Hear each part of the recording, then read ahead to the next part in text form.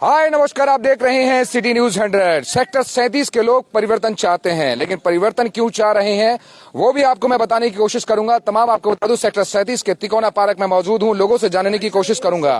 फिलहाल के तौर पर जितने भी तमाम साथी हमारे साथ जुड़े हैं, जानने की कोशिश करेंगे सेक्टर के लोग हैं। परिवर्तन की स्थिति आ चुकी है क्योंकि परेशानी सेक्टर में इस तरीके से बढ़ रही है कि लोग परिवर्तन चाहने के लिए लगातार जगह जगह मीटिंग्स कर रहे हैं, उन्हें परेशानी आ रही है। जानने की कोशिश करेंगे फिलहाल के तौर पर। लोगों से पहले जान लेते हैं क्या है सर, क्या चाहते हैं फिलहाल के तौर पर? लगता है कि आपको यहाँ सेक्टर 37 में परिवर्तन चाहिए? आपको चाहिए। अच्छा, क्यों, रीजन क्या है सर?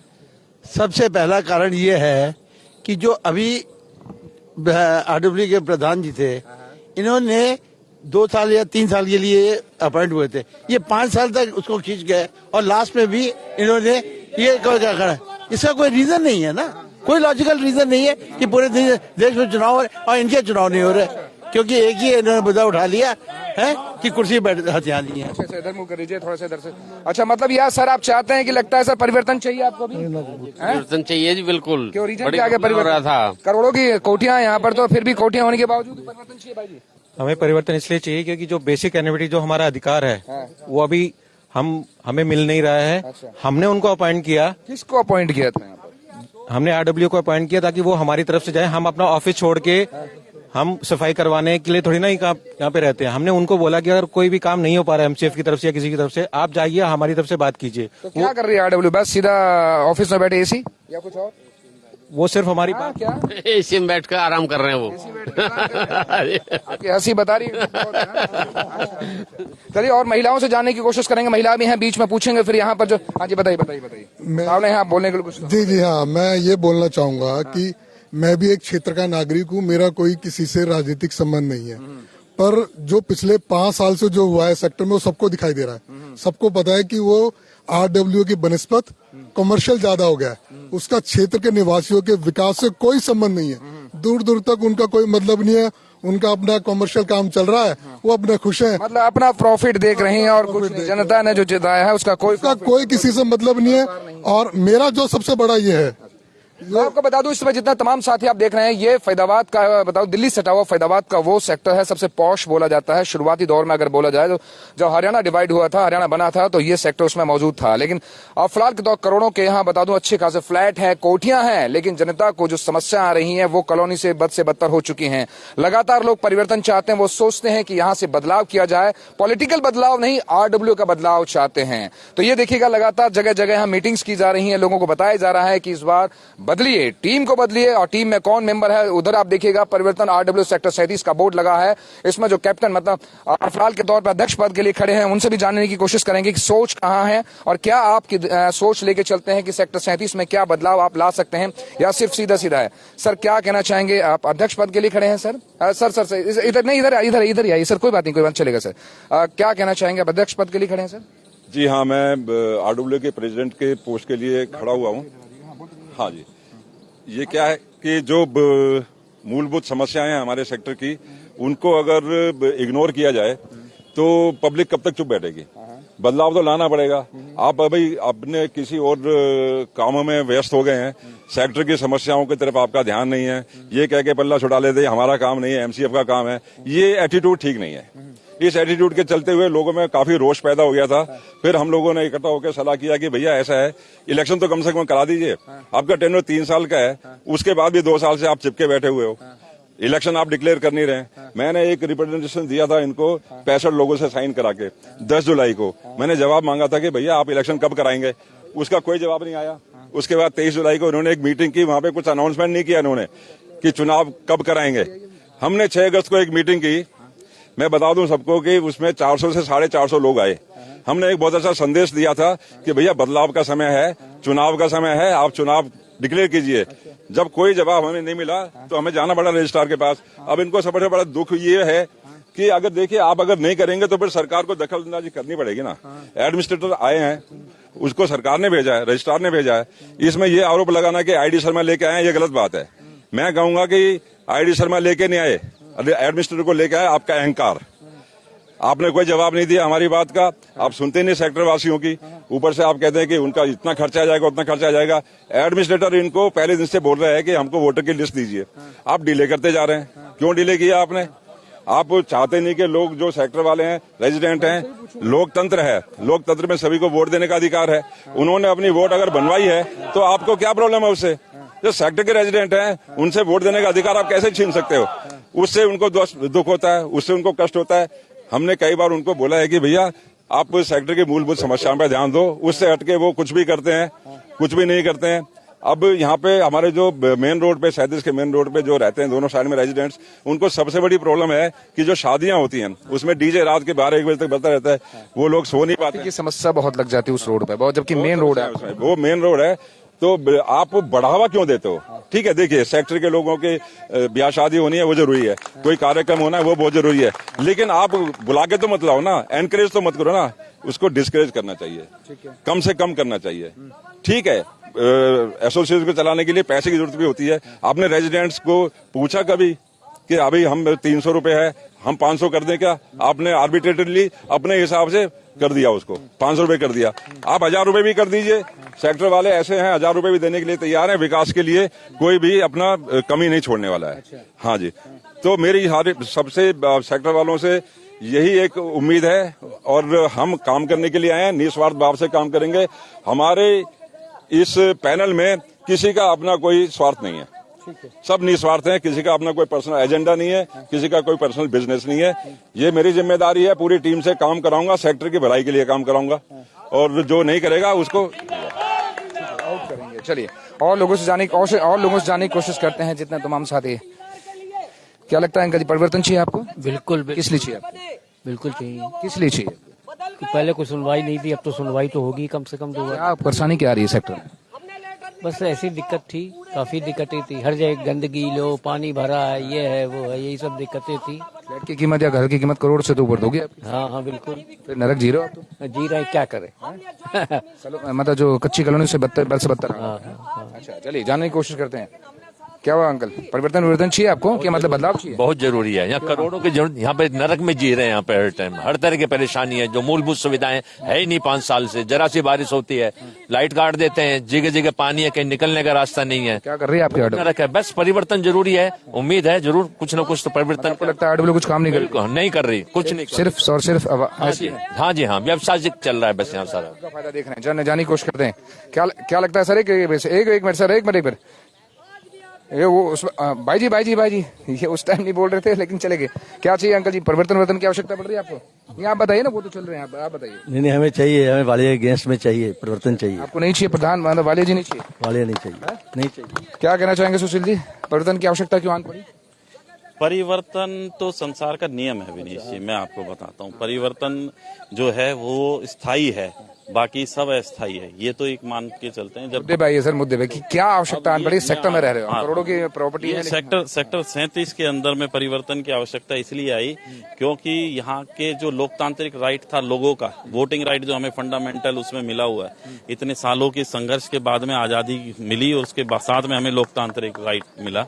वो हमारा लोकतांत्रिक राइट पिछले 2-3 सालों से हमारे उस हक हमारा मारा गया था, तो उस हक को वापस जिंदा करवाया है, लोगों को लोकतांत्रिक राइट दिलवाया है कि अपने वोट करें, अपनी छोटी आरडब्ल्यूए की जो छोटी अपनी नुमाइंदे हैं वो चुने, ताकि वो आगे प्लेटफॉर्म पे अपनी बात अच्छे से रख सकें और सेक्टर के जो रुके काम है वो काम करवा सकें।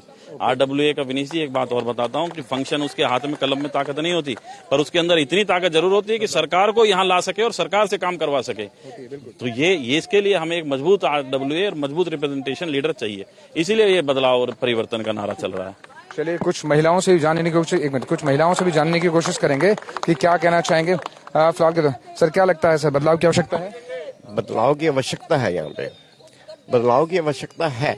रीजन क्या, मतलब क्यों, वजह क्या है? रीजन बिहाइंड ये है कि जो यहाँ की आरडब्ल्यू है वो सारा काम अपने ऊपर लोड ले लेती है। उसका चाहिए कि एडमिनिस्ट्रेशन से जाके अपना काम करवाया जाए, वो एडमिनिस्ट्रेशन से इतना उनका टाई अप नहीं है। मुझे लगता है सिर्फ यही कागजी है, जमीनी स्तर पर कुछ नहीं है उनका। जमीनी स्तर पे उनका कुछ नहीं है, जबकि यहाँ का काउंसलर है। अगर यहाँ पे कोई प्रॉब्लम है आप काउंसलर को अप्रोच करो। आपको काउंसलर से भी बात नहीं करना, विधायक से भी बात, मतलब किससे भी, मतलब जो भी बिल्कुल नहीं होता ऐसा। इसी वजह से यहाँ पे बदलाव होना जरूरी है। अच्छा, आपको लगता है कि जो मूलभूत सुविधा है उसके लिए परेशानी खड़ी हो रही है? परेशानी खड़ी होती है।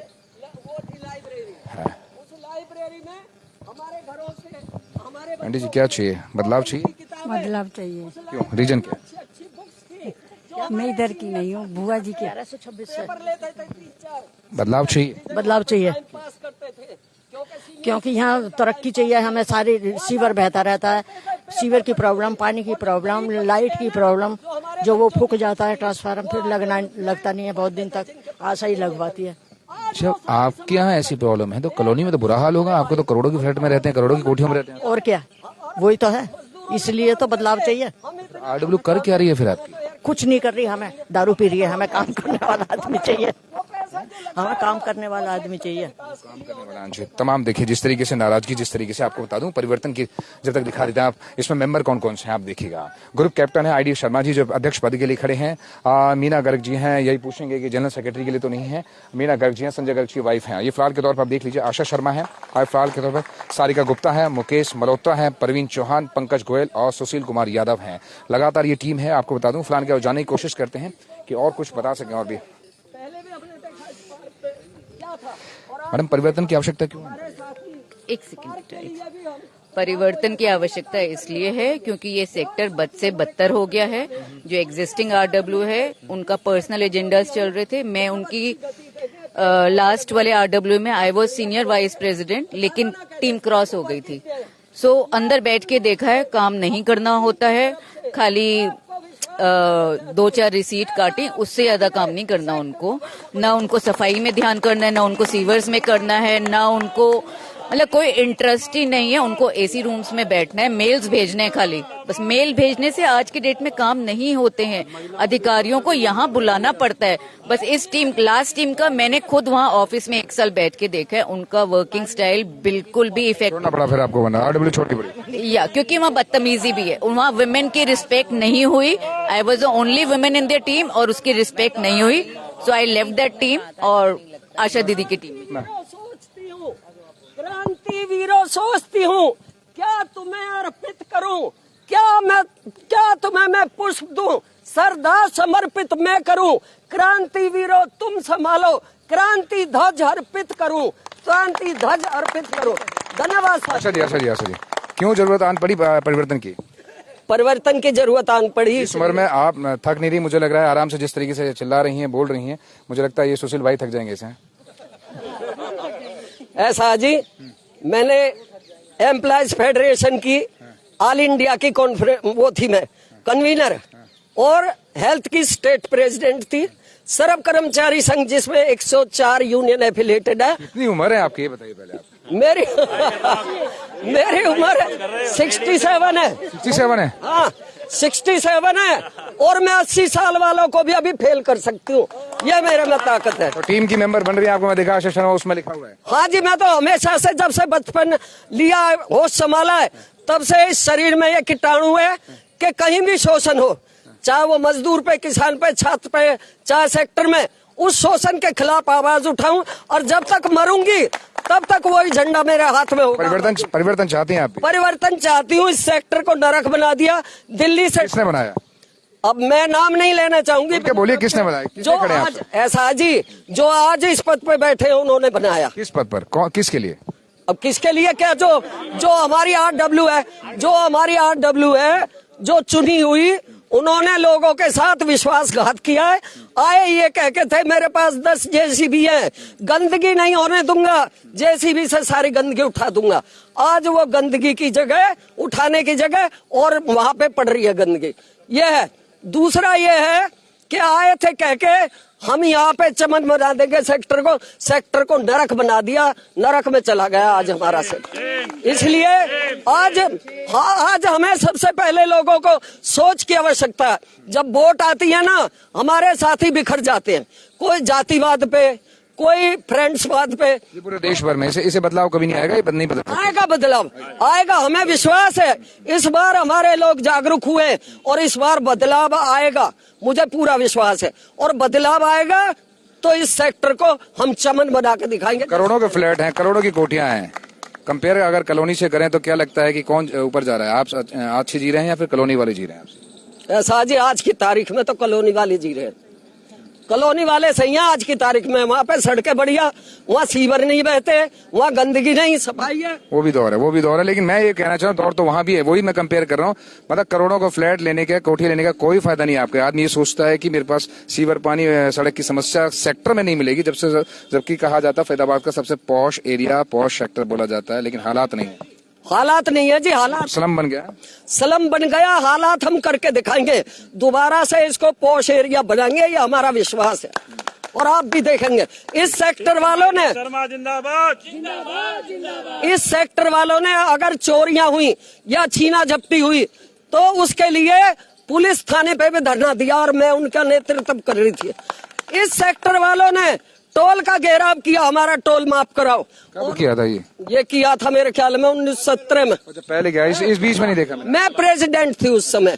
और प्रधान वो आए थे हमारे मंत्री जी कृष्ण पाल जी, उन्होंने ये कहा कि एक एक गाड़ी में फ्री करूंगा और एक एक गाड़ी में कंसेशन पे करूंगा। वो हमारे पास लेटर है, लेकिन फॉलो अप नहीं की गई। हम आ गए, बदल गई टीम, और वो बदलने के बाद जहाँ का तहाँ वो काम रह गए। ये था, तो हम दोबारा से पुनः प्रयास करेंगे।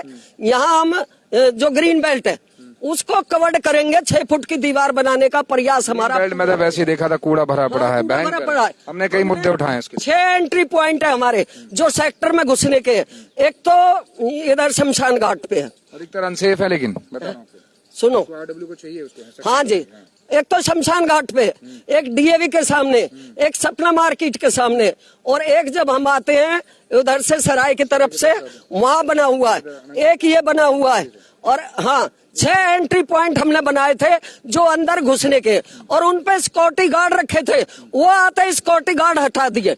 हम पुनः सिक्योरिटी गार्ड रखेंगे, कोई बाहरी आदमी, कोई शरारती आदमी सेक्टर में एंट्री ना करे, इसका इंतजाम करेंगे हम पूरा। तो चलिए, जिस तरीके से आप इलेक्शन कब है वैसे, आप सबके इलेक्शन कब है? हमारे इलेक्शन 15 को है जी, और लोग जागरूक हो गए 15 अक्टूबर को। और मुझे ऐसा विश्वास है कि लोग एक बार पूछ ले, हाँ जी आप जो बैठे हो वोट हमें दोगे नहीं दोगे? बिल्कुल। शर्मा जिंदाबाद। चलिए, तमाम जितने आप साथी हमारे साथ देख रहे हैं, सेक्टर 37 के लोग हैं, बदलाव चाहते हैं, सीधा सीधा नाराजगी पुरानी आरडब्ल्यू से है। जिस तरीके से आपने सुना लोगों की समस्याएं के बीच में बैठे लोगों की समस्या, दिक्कत क्या थी वो बताई थी, वो आपको बताने की कोशिश करी। अब देखते हैं कि 15 अक्टूबर को बदलाव क्या होगा, वो वक्त बताएगा। लेकिन फिलहाल के तौर पर जो लोग इकट्ठा हैं वो सोच और विचार के साथ आरडब्ल्यू को बदलना चाहते हैं। आप देख रहे थे सिटी न्यूज़ 100। क्या